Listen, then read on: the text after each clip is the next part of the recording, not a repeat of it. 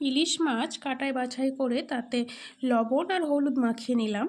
এরপর তাতে ফালি করে কেটে রাখা কাঁচা লঙ্কা, কুচনো পেঁয়াজ আর একটু লঙ্কা গুঁড়ো, তার সাথে আবার ধনে, জিরে আর সর্ষে দানা বাটা দিয়ে আবার এটাকে মেখে নিলাম। খেয়াল রাখতে হবে প্রত্যেকটা মাছের গায়ে যেন মশলাগুলো লাগে। এরপর কড়াইতে তেল গরম করে তাতে তেজপাতা ফোড়ন দিয়ে একে একে মেখে রাখা মাছগুলোকে আমি দিয়ে দিলাম। এগুলোকে আমি উল্টে পাল্টে ভেজে নেব। জানেন তো, মা বলেন যে ইলিশ মাছ যদি নাকি কম ভাজা হয় তাহলে নাকি তাতে তার স্বাদ বজায় থাকে। আমিও সেই কথা মাথায় রেখে একটু কম ভাজারই চেষ্টা করছি। মাছটা ভাজা হয়ে গেলে তাতে একটু গুঁড়ো মশলা দিলাম, পরিমাণ মতো জল দিয়ে মাছটাকে এবার ফুটতে দেব। মাছটা ফুটে উঠে ঘন হয়ে এলে নামিয়ে নিলাম। গরম ভাতের সাথে পরিবেশন করব।